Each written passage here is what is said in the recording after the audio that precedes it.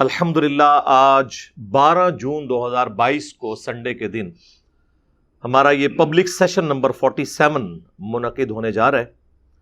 آپ کے سوالات یہ پرچیوں کی شکل میں میرے پاس آ چکے ہوئے ہیں، انہیں ڈسکس کرتے ہیں انشاءاللہ بعد میں۔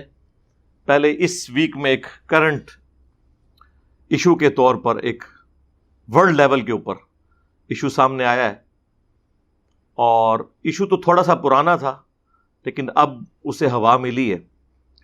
مئی کے آخری ہفتے میں ایک ٹی وی پروگرام میں لائیو شو کے اندر ہمارے جو پڑوسی ملک ہے انڈیا، اس میں جو حکمران جماعت ہے بی جے پی، ان کی ایک کوئی رکن ہے، انہوں نے لائیو ڈسکشن کے دوران کچھ توہین آمیز الفاظ جو ہیں وہ استعمال کیے اسلام کے حوالے سے اور پیغمبر اسلام کے حوالے سے صلی اللہ علیہ وآلہ وسلم۔ یہ واقعہ 26 مئی 2022 کو ہوا۔ کچھ لوکل لیول کے اوپر احتجاج ہوئے لیکن کوئی اس کو پذیرائی نہیں ملی۔ پھر اچانک سے جون کے دوسرے ہفتے میں دوبارہ سے ایک لہر اٹھی اور پوری دنیا کے اندر آپ کو پتہ ہے احتجاج ہوا۔ اور حیران کن بات ہے کہ عرب ممالک جو آج تک انڈیا کے سامنے جھکے ہوئے تھے اپنی تجارت کی وجہ سے، ظاہر ہے وہ سستی اجناس ان سے لیتے ہیں۔ مور دین $85 بلین کی ٹریڈ ہے انڈیا کی ان عرب ملکوں کے ساتھ، سعودی عرب ہو گیا، UAE اور باقی قطر وغیرہ، اور ظاہر ہے وہ سستی چیزیں انہیں مل جاتی ہیں۔ دنیا میں رہنے کے قابل جو جگہیں ہیں ان میں ٹاپ آف لسٹ ہمارا یہ سب کانٹیننٹ کا ایریا ہے۔ دنیا میں سب سے امیر علاقہ یہ ہوا کرتا تھا جب تک انگریز یہاں نہیں آئے تھے، اور اس کے بعد پھر آپ کو پتہ ہے ڈاؤن فال شروع ہو گیا چونکہ ٹیکنالوجی کی دنیا ہے۔ خیر، یہ جتنے عرب ممالک ہیں آپ نے دیکھا ہوگا پہلے جب کبھی بھی کوئی گستاخانہ ایشوز ہوتے ہیں فرانس کے حوالے سے، یورپ کے حوالے سے، ان کی ہمیشہ یا تو سٹیٹمنٹ آتی نہیں ہے یا ہلکی سی کو ڈھیلی سٹیٹمنٹ آتی ہے، بس اس سے زیادہ آگے یہ جاتے ہی نہیں ہیں۔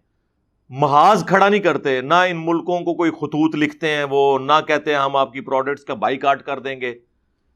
انڈیا نے ایسا آخر کون سا ظلم کر دیا تھا جو اس سے پہلے دوسرے ملکوں نے نہیں کیا ہوا تھا؟ تو یہ مسلمانوں کو سوچنا چاہیے نا کہ گل وچ کوئی اور ہے۔ ہاں جی، گل وچ کوئی اور یہ ہے، بیسیکلی یہ انٹرنیشنل پالیٹکس ہے، جس کی جلسوں میں عمران خان صاحب مثالیں دیا کرتے تھے نا کہ انڈیا کو دیکھو آزاد پالیسی ہے، وہ رشیا سے بھی لے رہا ہے، امریکہ سے بھی اس کے اچھے تعلقات ہیں۔ تو میرے خیال ہے اب انڈیا کو بھی پتہ چل گیا ہوگا اور عمران خان صاحب کو بھی پتہ چل گیا ہوگا کہ وہ جب چاہیں جس کی چاہیں گچی مروڑ دیتے ہیں، جو دنیا میں سپر پاور ہے اور ڈیزرو کرتے ہیں۔ ظاہر انہوں نے یہ منصب ارن کیا ہے، جب ارن کیا ہے تو ان کا آرڈر چلے گا، ورلڈ آرڈر ایک نیچرل چیز ہے۔ یہ یعنی کہ میں فخر سے نہیں کہہ رہا، یہ دکھ ہے لیکن یہ ریالٹی ہے، اسے ایکسیپٹ کرنا چاہیے۔ اور یہ وہ ریالٹی ہے جو جب ایک مذہبی جماعت کے دھرنے عمران خان صاحب کی حکومت میں جاری تھے تو اس وقت جو انہوں نے قوم سے آ کے خطاب کیا تھا کہ اگر ہم فرانس کے سفیر کو نکال دیں گے تو ہماری میجر تجارت تو یورپین یونین کے ساتھ ہے اور امریکہ کے ساتھ ہے، اور یہ سارے ایک دوسرے کے کہنے میں ہیں تو ہمارا نقصان ہو جائے گا، لہٰذا ہم یہ کام نہیں کر سکتے، ہمیں مجبور نہ کریں۔ لیکن یہی باتیں جب یہ رشیا کی طرف ہاتھ بڑھا رہے تھے تو انہیں پتہ تھی کہ یہ پریکٹیکلی یہ بھی پاسبل نہیں ہوگا۔ وہی ہوا ہے۔ عرب ملک جو ہیں وہ آپ کو پتہ ہے غلام ہیں، اوریجنل والے غلام ان کے، جن کی رشیا کے ساتھ نہیں بنتی۔ تو انہوں نے پھر ان کو ہلہ شہری دی کہ ہاں جی اب آیا ہے انڈیا قابو میں، تو آپ لوگ آفیشل سٹیٹمنٹس دیں۔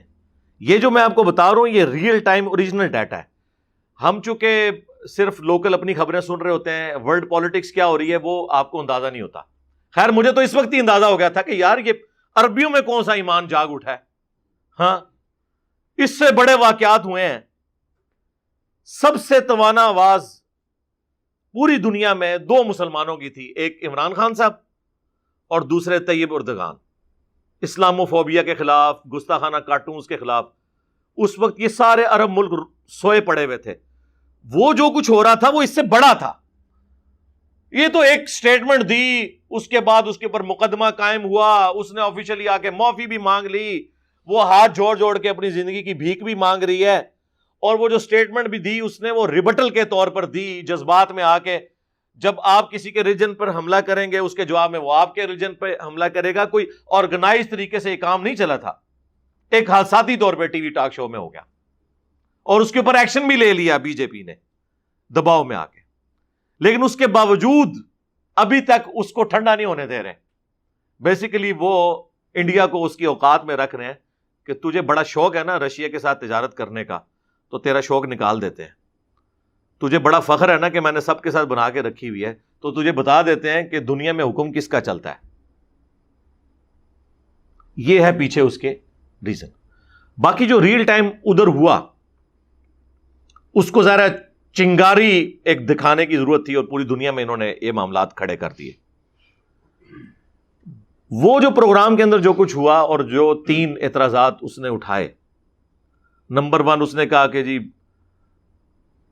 اڑنے والے گھوڑے کا ذکر تمہاری کتابوں میں موجود ہے، یعنی نبی صلی اللہ علیہ وآلہ وسلم کا واقعہ معراج، اس کی طرف اس نے اسے ہٹ کیا اور اسے اس فزیکل ورلڈ سے جوڑتے ہوئے ایک سمجھ لیں ان سائنٹیفک فینومینا کے طور پر پیش کیا، یہ نان سائنٹیفک فینومینا کے طور پر. دوسرا اس نے نبی صلی اللہ علیہ وآلہ وسلم کی سیدہ عائشہ کے ساتھ کم عمر کی شادی کو ٹارگٹ کیا. یہ بیسیکلی زیادہ ہمارے لیے تکلیف دہ چیز تھی. دوسری چیزیں چلے ہو سکتا ہے کسی کو سمجھ نہیں آئی ہیں،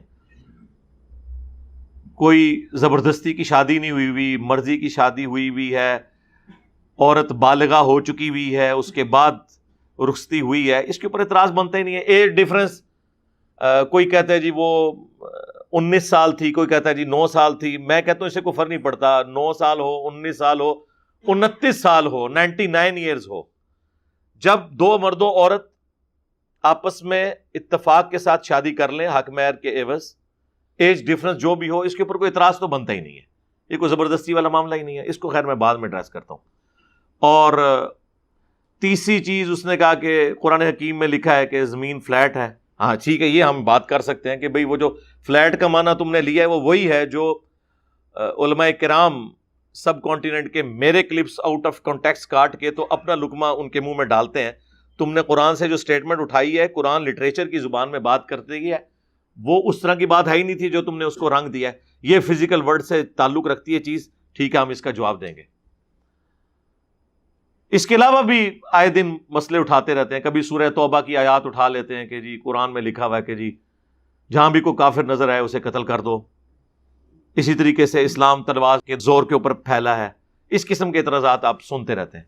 خیر اس کے اوپر گھنٹوں بولا جا سکتا ہے، لیکن فی الوقت میں اس کے اوپر آتا ہوں. پہلے تو آپ وہ سینیریو دیکھیں اس ٹی وی پروگرام کا. اس ٹی وی پروگرام کے اندر پہل جو ہے مسلمان کی جانب سے ہوئی ہے. اس کا آپ کو اندازہ ہوگا، ابھی تو ادھورے کلپ چل رہے ہیں، وہ بھی بڑی مشکل سے مجھے ایک کلپ ملا ہے،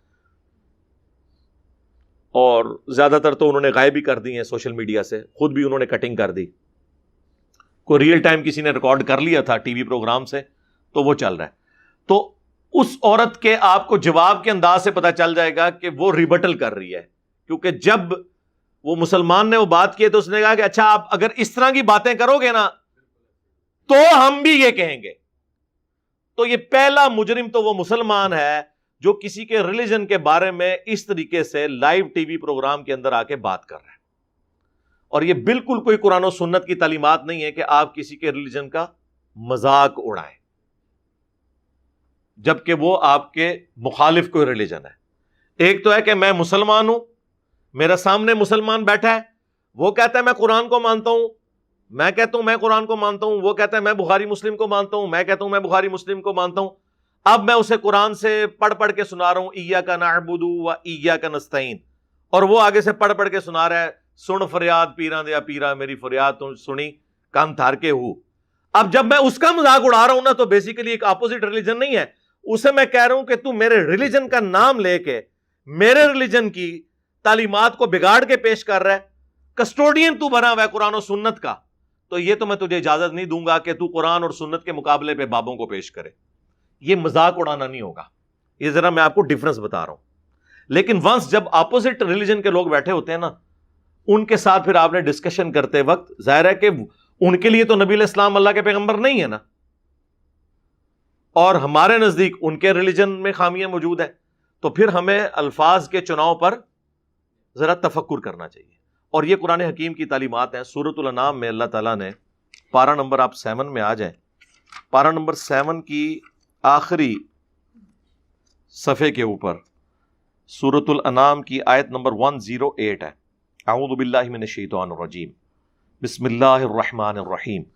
وَلَا تَسُبُّوا الَّذِينَ يَدْعُونَ مِن دُونِ اللَّهِ،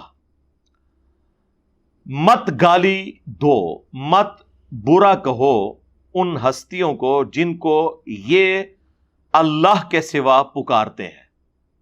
یعنی اب یہ اسپیسیفکلی مشرکین عرب کے حوالے سے یہ بات ہو رہی ہے کہ یہ جن ہستیوں کو اللہ کے سوا اپنا معبود، مشکل کشا، حاجت روا مانے ہوئے ہیں، انہیں گالی مت دو.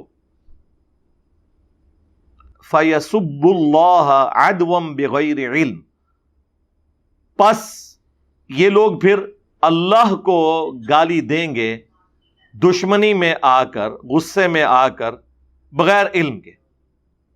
كَذَلِكَ زَيَّنَّا لِكُلِّ أُمَّةٍ عَمَلَهُمْ، بالکل اس طریقے سے ہر امت کے لیے اس کے اعمال سنوار دیے گئے ہیں. ثُمَّ إِلَىٰ رَبِّهِمْ مَرْجِعُهُمْ، پھر تمہیں لوٹ کر جانا ہے ان سب کو ان کے رب کی طرف.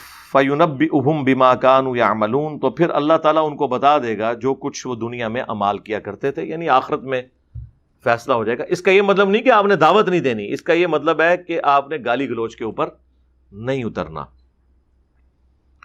ان ہستیوں کے بارے میں جن کے بارے میں ان کے اس طرح کے نظریات ہیں. تو یہ ہے وہ بنیادی آیت کہ جس کی بنیاد پر ہم یہ کلیم کرتے ہیں کہ اسلام کہتا ہے کہ آپ نے کسی کے ریلیجن کی جو مقدس ہستیاں ہیں ان کے بارے میں گالی گلوچ کا معاملہ، تحقیر والا معاملہ نہیں کرنا، ورنہ وہ پھر اللہ تعالیٰ کو گالیاں دیں گے نعوذ باللہ بغیر علم کے. اور اللہ نے دیکھے انہیں بینیفٹ دیا کہ وہ بغیر علم کے یہ کر رہے ہوں گے، کیونکہ انہیں تو اللہ کی شان کا نہیں اندازہ، تمہیں تو پتہ ہے نا. تو ایسی کوئی حرکت نہ کرو جس کی وجہ سے اسلام کی بدنامی ہو. اللہ کو گالی دیتا ہے، اللہ کو کوئی فرق نہیں پڑتا، لیکن مسئلہ ہے ریلیجن کا. ظاہر ہے جب ریلیجن بدنام ہوتا ہے تو پھر ریلیجن کو لوگ ایکسیپٹ نہیں کریں گے تو اپنی آخرت برباد کریں گے. تو اللہ تعالیٰ تو نہیں چاہتا کہ اس کے بندے جہنم میں جائیں. یہ بھی اللہ انسانیت پہ ہی رحم فرما رہا ہے یہ بات کر کے. تو ریبٹل کرتے ہوئے اس عورت نے یہ چند ایک جملے بولے، اور اس میں خیر اینکر نے بھی انٹروین کیا، اس میں خیر معاملہ وہ ٹھپ ہو گیا. پھر اس کے بعد کہیں وہ ویڈیو لیک ہوئی اور پھر مقدمہ ہوا، معاملات آلموسٹ سیٹل ہو گئے، وہ بھی بیک فوٹ پہ چلی گئی. پھر آپ کو پتا کہ ایک ورلڈ پالیٹکس تھی، وہ اٹھائی گئی بات. اب اس وقت پوری دنیا کے اندر وہ بات ہو رہی ہے. بلکہ ابھی یہ منڈے والے دن جو پرائم منسٹر ہیں پاکستان کے شہباز شریف صاحب، انہوں نے کہا کہ پارلیمنٹ میں اسے اٹھایا جائے گا. اور وہ ظاہر ہے اسی لیے اٹھا رہے ہیں کہ پوری دنیا میں فضا بنی ہوئی ہے. جب عرب ملک جو ہیں وہ ایک چیز کو گود لے لیتے ہیں تو پھر پاکستان کے لیے تو ویسے ہی بڑا آسان ہو جاتا ہے اس معاملے کو آگے لے کے چلنا. تو بیسیکلی اس کے پیچھے ریزن یہ تھی. یہ میں آپ کو اس لیے بتا رہا ہوں کہ اس طرح کے واقعات کے اوپر اس وقت جو عرب ملکوں کے سفیر ہیں یا عرب ملکوں کے جو بڑے ہیں یا ہمارے ملک کے بڑے ہیں، وہ تو بیٹھے ہوئے ہیں ایئر کنڈیشن کمروں کے اندر. مر رہا کون ہے؟ عوام. آپ نے ذرا ویڈیوز دیکھی ہیں کس طرح پٹائی کر رہے ہیں وہاں پہ مسلمانوں کی. اور مسلمانوں کو بھی یہ سمجھ نہیں آتی ہے کہ وہ احتجاج کرتے ہوئے کس لیول تک انہوں نے جانا ہے، کس لیول تک نہیں جانا. جبکہ اتنی کھر دماغ قسم کی حکومت بیٹھی ہوئی ہو، ایک مینٹل قسم کا انسان مودی جو ایک کٹر قسم کا، آرتھوڈاکس قسم کا آپ کہہ لیں یا فنڈامنٹلسٹ قسم کا ہندو ہے، اس سے آپ ایکسپیکٹ کریں گے کہ وہ مسلمانوں کے ساتھ کوئی اچھا سلوک کرے گا، وہ تو پہلے ہی بہانے ڈھونڈ رہا ہے، اس کا تو پورا ٹریک ریکارڈ جو ہے وہ اینٹی مسلم ہے. اور آپ دیکھیں وہ کس طرح پولیس والے جو ہیں وہ پٹائی کر رہے ہیں لوگوں کی اور پکڑ پکڑ کے انہیں جیلوں میں ڈال رہے ہیں. اور ہمارے ملک میں بھی خیر اس دفعہ تو بڑے آرگنائز سے احتجاج ہوئے ہیں، شکر ہے کہ کوئی بینک نہیں لوٹا گیا، کسی کی گاڑی کا شیشہ نہیں ٹوٹا، ورنہ غلامی رسول میں موت بھی قبول ہے تیری، ہاں میری نہیں، تیری، اور اے مسلمان تیری املاک. کیونکہ فرانس تک تو ہم پہنچ نہیں سکتے، انڈیا تک تو ہم پہنچ نہیں سکتے، تو جو ادھر ہیں مسلمان ان کے اوپر اپنی روح راضی کریں گے. دنیا میں کوئی مسئلہ اٹھتا ہے نا، سب سے پہلے مصیبت پڑ جاتی ہے پاکستانیوں کو اور پاکستان کے مسلمانوں کو، اس طرح کے مذہبی رویوں کے ہاتھوں. ہم تو ہمیشہ اس طرح کی نان اسٹیٹ ایکٹیویٹیز کے خلاف بولتے ہیں کہ آرگنائز طریقے سے بہرحال اس دفعہ جو ہوا ہے نا، اللہ کا شکر ہے، مجھے لگتا ہے کہ ساری مذہبی جماعتوں کے ڈنگ نکال دیے اسٹیبلشمنٹ نے، تو بڑے آرگنائز طریقے سے بڑے مہذب انداز میں احتجاج ہو رہے ہیں جس طرح کے ہونا چاہیے تھا. اب آپ نے دیکھا کہ وہ والے معاملات نہیں ہوئے جس طرح پہلے. آپ ذرا امیجن کریں نا، یہ تو سمجھ لیں روزی روٹی کھل گئی تھی پاکستان میں مولویوں کی اس واقعے کے بعد. فرانس تو اتنی دور ہے، جب پڑوسی ملک میں ہو، اور وہ پڑوسی ملک وہ جس کے خلاف ہماری ڈکلیئرڈ پالیسیز ہیں، پوری فوج کا آئین جو ہے اور ان کے حلف نامے جو ہیں وہ اس ملک کے اگینسٹ ہیں اور ان کے ہمارے اگینسٹ ہیں. یہاں تو ہر اعتبار سے حالات سازگار تھے کہ یہ 100 ٹائمز بڑا احتجاج ہوتا. یعنی اگر فرانس کے خلاف احتجاج میں 100 بینک لوٹے گئے تھے، ان کی اے ٹی ایم توڑی گئی تھی، تو یہ کم از کم 10,000 اے ٹی ایمز ٹوٹنی چاہیے تھی. وہاں پہ اگر 10,000 گاڑیوں کو آگ لگی تھی تو یہ 10 لاکھ کو لگنی چاہیے تھی. لیکن اللہ کا شکر ہے کہ بڑے مہذب انداز کے اندر احتجاج ہوا ہے. لیکن افسوس کی بات ہے، یہ جتنے اعتراضات وہ اٹھا رہے ہیں ہندو، اس کا جواب دینے کے لیے بھی کوئی مسلمان مجاہد سامنے آیا ہے، کوئی علمی طریقے سے ان چیزوں کو ایڈریس کرے کہ ہاں جی یہ جو آپ نے اعتراض اٹھایا یہ اس طرح نہیں، یہ یوں ہے، یہ بات جو آپ نے یوں سمجھی ہے یہ یوں نہیں، یہ یوں ہے. ایک کام کو نہیں نہ گلوڑے. یہ ایک دوسرے کے خلاف کلپ بنا سکتے ہیں، ایک دوسرے کو گالیاں دے سکتے ہیں، علمی طریقے سے جو کافروں کے اٹھائے ہوئے اعتراضات ہیں ان کے جوابات نہیں دے سکتے. اس کی وجہ سے اب آپ دیکھیں کہ سوشل میڈیا کے اوپر اب اس وقت وہ گستاخی تو اپنی جگہ ڈسکس ہو رہی ہے. جو پڑھا لکھا طبقہ ہے نا، وہ پتہ کیا ڈسکس کر رہا ہے کہ جی یہ کیا واقعی قرآن میں لکھا ہوا ہے زمین فلیٹ ہے؟ وہ تو یہ سوچ رہے ہیں. پھر وہ جب قرآن کی آیات کھول کے پڑھیں گے اور آگے سے ترجمے میں تفصیلات نہیں لکھی ہوئی ہوں گی، الٹا اعلیٰ حضرت کی کتاب ہوگی کہ زمین ساکن ہے. ہاں، اور عرب ملکوں کے مفتیوں کے فتوے ہوں گے کہ جو یہ کہے کہ زمین ساکن نہیں ہے وہ مسلمان ہی نہیں ہے. اس قسم کی باتیں آپ کریں گے. یہ پرانے فتوے ہیں ان کے، رکھے ہوئے گوگل کے اوپر آپ کو مل جائیں گے. تو پھر ظاہر ہے کہ مسلمانوں کے لیے ایک مصیبت کھڑی ہو جائے گی نا کہ یار یہ کیا باتیں ہو رہی ہیں. اب لوگوں نے تو نہیں ہے آپ کی کہانیوں کے اوپر یقین کرنا. میں اس کے اوپر پہلے بھی کافی دفعہ بول چکا ہوں. زمین ساکن ہے میری ویڈیو آپ دیکھ لیں، قرآن ورسز ماڈرن سائنس وہ آپ میری ویڈیو دیکھ لیں، اور کافی ساری اس حوالے سے ویڈیوز ہیں جس میں نے اوورال مقدمہ کلیئر کیا ہے. اب یہ چونکہ ایک اسپیسیفکلی ایک چیز آئی ہے تو اس کو میں ضرور ایڈریس کر دیتا ہوں. سورۃ الغاشیہ، سورت نمبر 88 آیت نمبر 20. وَإِلَى الْأَرْضِ كَيْفَ سُطِحَتْ. جو اللہ تعالیٰ نے، جو عرب کے لوگ، چونکہ ان کی آبزرویشن یہی ہوتی تھی نا، ریگستان میں جب آپ جا رہے ہوں تو آپ کو کیا نظر آتا ہے؟ ایک اونٹ ہے جس پہ آپ بیٹھے ہوئے ہیں، ریگستان ہے جس میں آپ سفر کر رہے ہیں، یا دور دور آپ کو جو پہاڑ نظر آ رہے ہیں نا. یہ عرب کی جو کامن آبزرویشن تھی نا فزیکل فینومینا آف نیچر کی، تو اللہ تعالیٰ نے اس کی طرف توجہ دلا کر تو اپنا تعارف کروایا. افلا ينظرون الى الابل كيف خلقت. کیا انہوں نے نہیں دیکھا کہ ہم نے اونٹ کو کیسا تخلیق کیا ہے؟ یونیک جانور ہے جی اونٹ. 1 مہینے تک بغیر پانی پیے ٹریول کر سکتا ہے، پانی سٹور کر لیتا ہے اپنے اندر. ریگستان کا جہاز کہا جاتا ہے اسے. یہ ڈیزائن ہے ریگستان میں سفر کرنے کے لیے.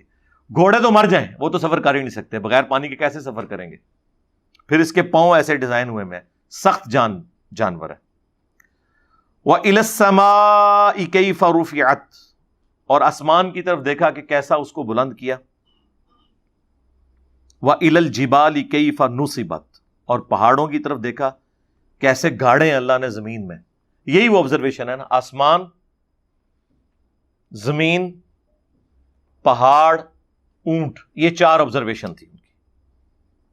وَإِلَى الْأَرْضِ كَيْفَ سُطِحَتْ، یہ وہ آیت نمبر 20 جو بی جے پی کی وہ جو خاتون تھی، انہوں نے یہ کہا کہ جی وہ 88-20 انہوں نے یہ بولا تھا، یعنی چیپٹر نمبر 88 سورۃ الغاشیہ آیت نمبر 20. اور زمین کی طرف دیکھا کہ ہم نے اسے کیسا بچھونا بنایا. اس سے انہوں نے یہ پلی لی کہ زمین فلیٹ ہے. یہ تو اسی طریقے سے ہے کہ میں آج کے اس ماڈرن دور میں جتنی سڑکیں بنتی ہیں، موٹر وے یا ایون جہازوں کے رن وے بن رہے ہوتے ہیں، تو اس کو فلیٹ بنایا جاتا ہے. اور اگر کوئی گورنمنٹ اناؤنسمنٹ کرے کہ جی یہ ہماری موٹر وے بالکل فلیٹ ہے تھرو آؤٹ اپنے سفر کے، تو آپ یہ کہیں گے کہ زمین تو گول ہے، اس نے فلیٹ کہہ دیا. اتنے بڑے سرکل میں جس کا سرکمفرنس 40,000 کلومیٹر ہے، اس میں کئی کلومیٹر بھی ہونا تو وہ آلموسٹ فلیٹ ہوں گے، کیونکہ آپ کو پتا ہے سرکل سے آپ چھوٹی سی اگر آرک اس کی ڈرا کریں نا تو آلموسٹ وہ اسٹریٹ لائن ہوتی ہے، اور اتنے بڑے سرکل میں تو ظاہر ہے کئی کلومیٹر اسٹریٹ لائن ہوں گے. یہ کب مسلمانوں کا عقیدہ رہا ہے کہ زمین جو ہے وہ فلیٹ ہے؟ یہ صرف گوگل میں جا کے دیکھ لیں کہ سب سے پہلے زمین کا سرکمفرنس کیلکولیٹ کس نے کیا ہے؟ ایک مسلمان نے، البیرونی نے. اور اس نے بڑے یعنی اس نے میتھمیٹیکل فارمولا یوز کیا. 2 پہاڑ اس نے کنسیڈر کیے اونچے، اور پھر وہ اتنی دور سفر کرتا رہا کہ وہ نظروں سے اوجل ہو گئے، یعنی وہ زمین کی کرویچر ایسی آ گئی. پھر اس کا اس نے اینگل ڈرا کیا، اس سے اس نے وہ اتنی کرو کیلکولیٹ کی اور اس کی ڈگریز نکالی، اور آپ کو پتا ہے 360 ڈگری ہوتی ہے. تو اگر اتنی ڈگری میں اتنا فاصلہ بن رہا ہے تو 360 ڈگری پوری کرنے میں اس نے آلموسٹ کوئی 37-38 ہزار کلومیٹر کے قریب نکالا تھا سرکمفرنس زمین کا. باقاعدہ اسے عباسی خلیفہ نے انعام دیا تھا اس کے اوپر. ہمارے سب کانٹیننٹ سے بھی وہ ہو کے گیا ہے. بہت بڑا میتھمیٹیشین بھی تھا اور وہ ہسٹورین بھی تھا. تو ورنہ تو ہونا چاہیے تھا اسے خلیفہ وقت جو ہے وہ پھانسی دے دیتا کہ تو نے زمین کو گول ثابت کر دیا، قرآن میں تو لکھا ہے فلیٹ. اور خلیفہ بھی وہی نہیں کہ وہ پنجابی خلیفہ تھا، عربی جاننے والے تھے، قرآن جاننے والے تھے. وہ دنیاوی طور پہ وہ جتنے بھی سخت گیر بادشاہ تھے، لیکن اس وقت سکولنگ کی تعلیم یہی ہوتی تھی کہ تمام بادشاہوں نے قرآن کا علم حاصل کیا ہوتا تھا، حدیث کا علم حاصل کیا ہوتا تھا، مدرسوں سے تعلیم حاصل کی ہوئی ہوتی تھی. مدرسے یہ والے نہیں، یعنی وہ کسی استاد کے ساتھ اٹیچ ہو جاتے تھے، وہی اس کو سارے سبجیکٹ سکھاتا تھا. اور پھر استاد جہاں ٹریول کرتا تھا وہ اپنے اسٹوڈنٹ 8-10 سال لے کے جاتا تھا. یہ سٹائل تھا اس وقت. تو یہ تو اندازہ لگا لیں ان لوگوں کا کہ اگر قرآن کی آیت کا یہی مطلب مسلمانوں نے لیا ہوتا تو جب مسلمان سپر پاور تھے تو زمین گول کہنے والوں کو قتل کر کے رکھ دیتے. ایسا ہے ہی نہیں ہے.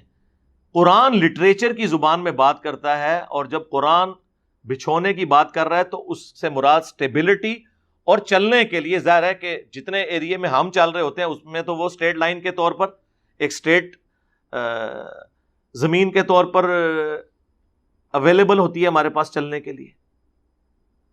آج بھی امریکہ کے اخباروں میں یا ان کی خبروں میں سن رائز اور سن سیٹ آتا ہے. تو کیا ہم امریکہ کا مذاق اڑائیں گے کہ سورج تو غروب ہی نہیں ہوتا، تو یہ آپ نے کیوں لکھا ہے سن رائز اور سن سیٹ؟ تو وہ آپ کو سمجھائیں گے اور کہیں گے رکو ذرا، صبر کرو. ہم لٹریچر کی زبان میں اور کامن بندے کی آبزرویشن میں بات کر رہے ہیں کہ سورج نکلا اور سورج غروب ہوا. ویسے تو سورج نہ نکلتا ہے نہ غروب ہوتا ہے، وہ تو ود رسپیکٹ ٹو زمین ہے، اس کی جو موشن ہے، جو پورا سولر سسٹم ہے، جو اس ارتھ کی اپنی روٹیشن ہے اپنے ایکسس کے اباؤٹ ہر سیکنڈ کے اندر آدھا کلومیٹر.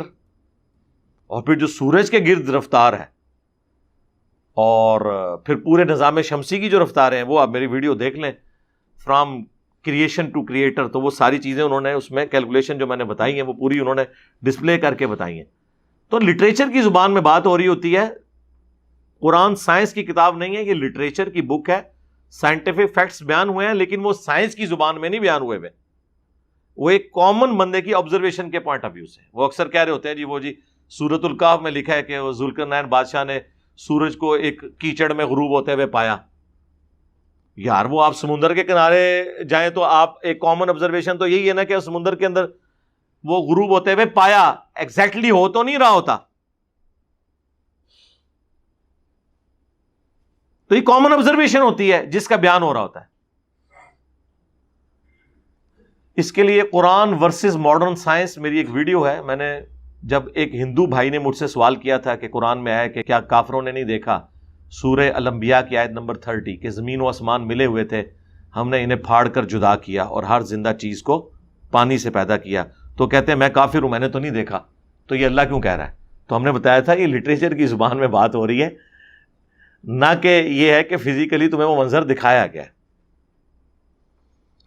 وہ آپ تفصیلی ویڈیو میری دیکھ لیں. اور ماشاءاللہ وہ سیٹسفائی ہو گئے تھے بھائی، اس کے بعد انہوں نے ریبٹل نہیں کیا. تو اس طرح قرآن پاک میں جو اس طرح کی باتیں آتی، اس طرح انہوں نے ذکر کیا جی وہ اڑنے والے گھوڑے. بھائی نبی علیہ السلام نے یا قرآن میں تو خیر ذکر ہی نہیں ہے کسی گھوڑے کا اڑنے کے اعتبار سے. وہ احادیث کے اندر آیا ہے بخاری مسلم میں کہ براق پیش کی گئی، ایک گھوڑا تھا، گھوڑے سے چھوٹے سائز کا، ایک علیحدہ سے اللہ تعالیٰ کی طرف سے ایک جنتی سواری آئی تھی اور اس کا پہلا قدم وہاں پڑتا تھا جہاں نگاہ پڑتی تھی. تو وہ اللہ تعالیٰ نے کوئی سواری نبی علیہ السلام کے لیے بھیجی، وہ اس فزیکل ورلڈ کی چیز ہی نہیں تھی. ورنہ تو اس زمانے میں کوئی ایسی سواری تو ہے ہی نہیں تھی کہ آپ 40 دن کا جو پیدل سفر ہے وہ راتوں رات طے کریں، وہاں آپ نماز بھی پڑھائیں، بیت المقدس میں واپس بھی آ جائیں. یہ سب کچھ معجزانہ طریقے سے ہوا. اس کا تعلق اس فزیکل ورلڈ کے ساتھ نہیں ہے. یہ ایمان بالغیب سے تعلق رکھتی ہیں چیزیں، اور یہ ان کے لیے ہوں گی جو پہلے ایگزسٹنس آف گاڈ کو مانیں گے، اس کے بعد آگے معاملات چلیں گے. اس کا مقدمہ یہ نہیں ڈسکس ہوگا کہ ہم نے یہ ثابت کرنا ہے. ہم نے نہیں کوئی ثابت کرنا، نہ ہمیں ضرورت ہے ثابت کرنے کی. ہم نے خدا کی ایگزسٹنس کے اوپر بات کرنی کہ یہ کریشن کسی نے بنائی ہے یا خود بن گئی ہے، کیا یہ کسی کا ڈیزائن ہے یا یہ ایٹ رینڈم سارے معاملات چل رہے ہیں. زمین کا سورج سے فاصلہ، یہ جو فائن ٹیوننگ ہے کسی کے رکھنے کے اوپر ہے، یہ خود بخود ہے کہ وہ اس زمین کو رہنے کے قابل بنایا گیا. تھوڑی سی دور ہو جائے یا تھوڑی سی قریب ہو جائے تو کوئی زی روح اس کے اوپر زندہ نہیں رہ سکتا. پھر یہاں پہ آکسیجن کی مقدار جو رکھی گئی ہے، یہ ملینز آف فائن ٹیوننگز ہیں اس پلانٹ ارتھ پہ زندگی کو قائم رکھنے کے لیے. اور سائنٹسٹ کہتے ہیں کہ اتنی فائن ٹیوننگ ہے کہ ایک اگر بال پوائنٹ کو یا ایک پینسل کو اس کی نوک کے اوپر کھڑا کر دیا جائے، یہ کھڑی ہو سکتی ہے؟ مجھے بتائیں کتنا بیلنس چاہیے. اور 1 ارب سال تک 1 بلین ایئرز تک یہ کھڑی رہے، اس سے زیادہ بیلنس ہے اس کائنات کے اندر. جو ذرا سا بھی ڈسٹرب ہو جائے تو ہر چیز درم برم ہو جائے. تو یہ اتنے بڑے بڑے معجزات آپ دیکھ رہے ہیں. میں کہتا ہوں جی کسی ایسے گھوڑے پہ سواری کرنا جو اڑتا ہے، یہ چھوٹا معجزہ ہے.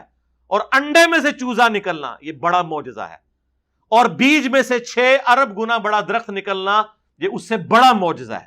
لیکن یہ وہ فزیکل فینامنا ہے جس کے ہم عادی ہو چکے ہیں، اس لیے ہمیں یہ معجزہ فیل نہیں ہوتا. وہ تو بہت چھوٹی چیز ہے لیکن اس کے ہم عادی ہیں، اس کے عادی نہیں ہے تو ہم اس کا مذاق اڑا لیں گے. تو جو اللہ اتنے بڑے بڑے کام کر رہا ہے اس کے لیے کوئی مشکل ہے؟ جس اللہ نے روشنی کو یہ رفتار دی ہے کہ 1 سیکنڈ میں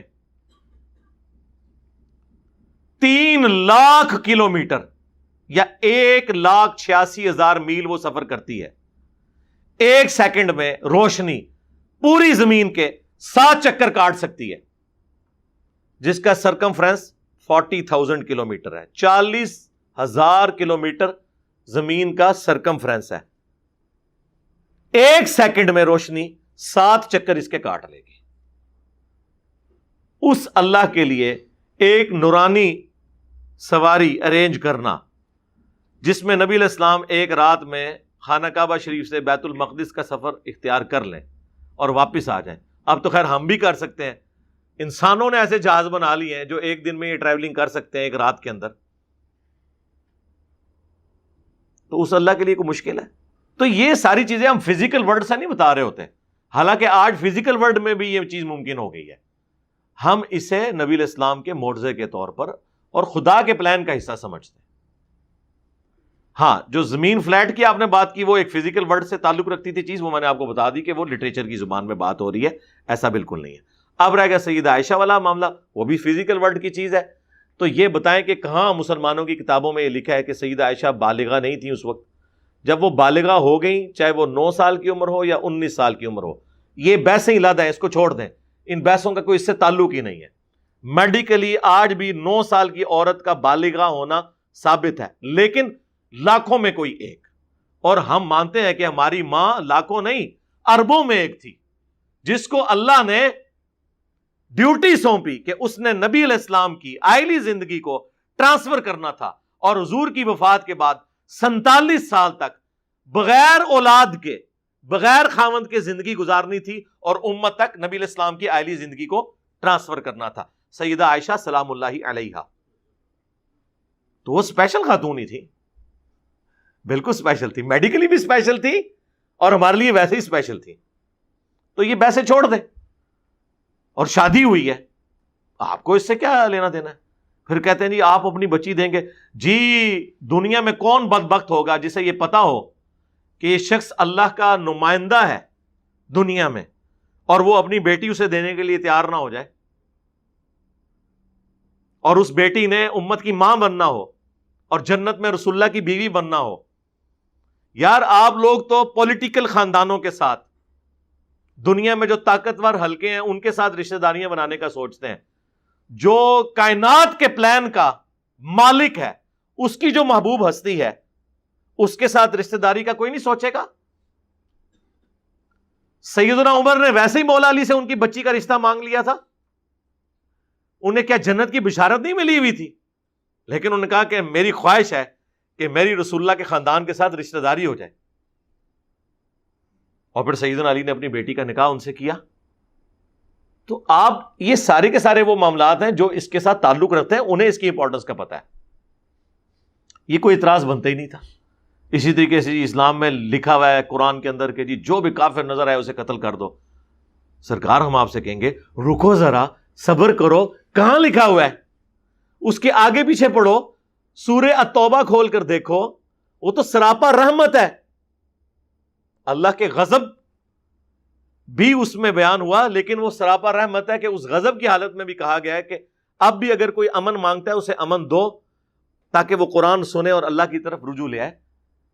مسلمانوں اور کافروں کی ایک پیس ٹریٹی تھی جس میں ڈیسائیڈ ہوا تھا کہ جب یہ ٹریٹی ٹوٹے گی تو اس کے بعد کوئی اس کو پھر فالو نہیں کرے گا، اور وہ کافروں نے ٹریٹی توڑی تھی۔ جب کافروں نے وہ ٹریٹی توڑ دی، اس کے بعد وہ ایکٹیویٹی پرفارم کی گئی کہ اس زمانے میں جن لوگوں نے یہ بد عہدی کی تھی، اور بد عہدی کی سزا اس زمانے میں یہ مانی جاتی تھی، اس کے اگینسٹ یہ ساری باتیں ہوئی ہوئی ہیں، نہ کہ یہ ہے کہ جو بھی کافر نظر آئے۔ یار مسلمانوں نے 300 سال یہاں حکومت کی ہے، آج بھی 50% سے زیادہ، بہت محتاط اندازہ لگا لیں، ورنہ میرے نزدیک تو 70% سے زیادہ اس وقت بھی سب کانٹیننٹ میں کافر ہیں۔ تو اگر تلوار کے زور پہ آپ کو مسلمان بنانا ہوتا تو مسلمان بنا نہ لیتے۔ میرا تعلق تو ویسے ہی مغلیہ خاندان سے ہے، اور ہمارے بڑوں نے حکومت کی ہے یہاں پہ، ہم ان کی حکومت کو مسلمان حکومت سمجھتے ہیں، اسلامی حکومت نہیں سمجھتے۔ جتنے ان کا یہاں پہ زور تھا، تلوار کی نوک کے اوپر سب کو کلمہ نہیں پڑھا سکتے تھے، نہیں پڑھایا۔ دوسری طرف ضرور غلو کر لیا جلال الدین اکبر نے کہ اس نے ہندو عورتوں سے بھی شادیاں کی ہوئی تھی۔ مسلمان ہمیشہ مائنورٹی میں رہے یہاں پہ، لیکن پھر بھی حکومت میں رہے، اس کے باوجود انہوں نے کبھی تلوار کے زور پہ لوگوں کو مسلمان نہیں کیا۔ لہٰذا یہ بالکل، البتہ جو شروع میں اسلام پھیلا رومنز اور پرشین کے خلاف، تو ظاہر ہے وہ بدماش حکومتیں تھیں، استحصال کرتی تھیں عوام الناس کا۔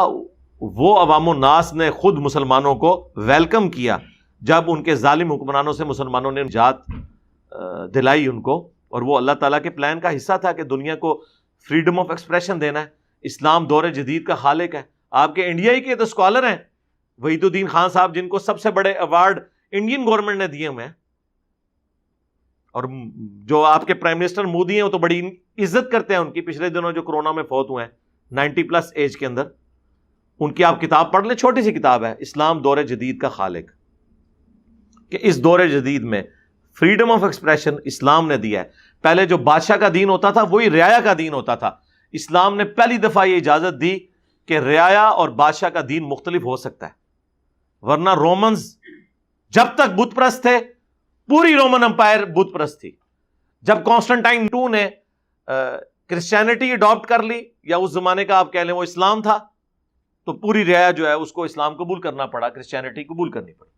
لیکن کیا سیدنا عمر نے جب پرشین اور رومن امپائر گرائی ہے تو کیا انہیں تلوار کی زور کے اوپر کہا کہ مسلمان ہو جاؤ؟ آج بھی 1.5 کروڑ عربی ایسے ہیں جو بائی برتھ کرسچن ہیں. 1.5 کروڑ, 150 لاکھ, 15 ملین. ورنہ عرب ملکوں میں تو کوئی نہیں بچنا چاہیے تھا. اور ان 1400 سالوں میں عرب میں کبھی غیر مسلم کی حکومت نہیں رہی ہے, ایٹ لیسٹ حرمین کی سرزمین کے اوپر.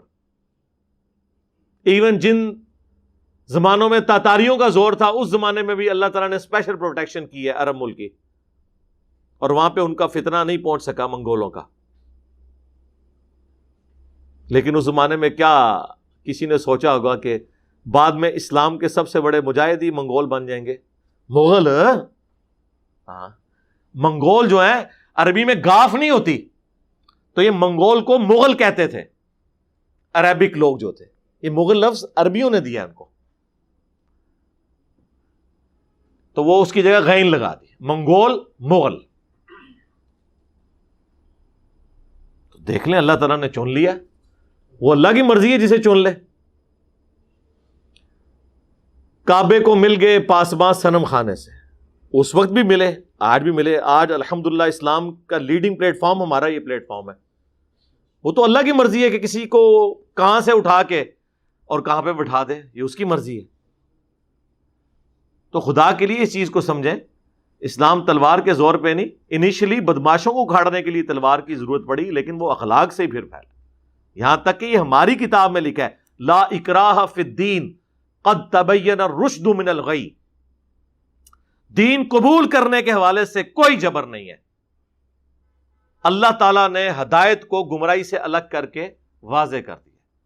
اب جس کی مرضی ہے قبول کر لے, جس کی مرضی قبول نہ کرے.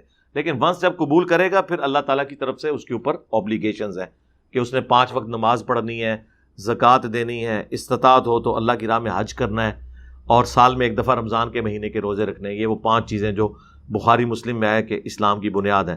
کلمہ اور اس کے بعد یہ 4 اعمال, نماز, زکوٰۃ, حج اور رمضان کے روزے. لیکن یہ اس کے لیے ہے جو مسلمان ہو جائے. جو مسلمان نہیں ہوا, کافر مرنا چاہتا ہے, اس کی مرضی ہے, مر جائے. آخرت میں پھر اللہ تعالیٰ کا ڈیوائن جو قانون ہے وہ اس کے اوپر لگے گا. دنیا میں چرچ بنانے کی اجازت بھی ہے, مندر بنانے کی اجازت بھی ہے, گردوارے بنانے کی اجازت بھی ہے, اور مساجد بھی بنے. آپ کو مذہبی آزادی ہے. الٹا مسلمانوں کو یہ حکم دیا گیا کہ آپ نے جو ٹیکس لیتے ہیں کافروں سے, وہ خیر مسلمان بھی دے رہے ہوتے ہیں زکوٰۃ کی شکل میں, اب تو خیر زکوٰۃ سے بڑھ کے دے رہے ہیں. اس کے اگینسٹ جزیہ کافروں سے لیا جاتا تھا, لیکن اس کے اگینسٹ ان کی حفاظت کی جاتی تھی. حتیٰ کہ صحیح بخاری میں حدیث ہے, جس نے کسی ذمی کافر کو قتل کیا وہ جنت کی خوشبو بھی نہیں پائے گا, حالانکہ جنت کی خوشبو 40 سال کی مسافت سے آ رہی ہوگی. یعنی قیامت کا دن جو قرآن میں ہے 50,000 سال کا دن ہے, اس میں آخری 40 سال جب رہ جائیں گے تو جنت کی خوشبو آنا شروع ہو جائے گی. لیکن اس مسلمان کو جنت کی خوشبو بھی نہیں آئے گی جس نے کسی کافر کو ناحق قتل کیا, جو مسلمان ریاست کے اندر ٹیکس دے کر رہ رہا تھا. اسلام تو انسانیت کی اتنی قدر کرتا ہے. یہ تو قرآن میں آیت ہے نا, آیت نمبر 32 سورۃ المائدہ کی, کہ جس نے ایک جان کو بچایا اس نے پوری انسانیت کو بچا لیا, اور جس نے ایک جان کو ناحق قتل کیا گویا اس نے پوری انسانیت کو قتل کیا. تو اسلام کی تعلیمات ہے. تو اس قسم کی جو چیزیں وہ مشہور کر دیتے ہیں اور خام خواہ بدنام کرنے کی کوشش کرتے ہیں. تو مسلمانوں کا ایٹیچیوڈ یہ ہونا چاہیے کہ بجائے گالی گلوچ کرنے کے اور ان کے جھوٹے خداؤں کو گالیاں دینے کے علمی طریقے سے اپنا مقدمہ ان کے سامنے رکھیں. اس پہ خیر گھنٹوں بولا جا سکتا ہے، لیکن میں بس چونکہ ایک کرنٹ افیئر کے طور پہ ایک چیز چل رہی تھی، اور جو چیز ایک کرنٹ افیئر کے طور پہ ہوتی ہے میں اسے ضرور اپنے جو ویکلی پبلک سیشن ہے اس میں ٹیک اپ کرتا ہوں. صلو علی محمد و آل محمد، اللہم صلی علی محمد وعلی آل محمد و اصحاب محمد اجمعین الی یوم الدین، آمین.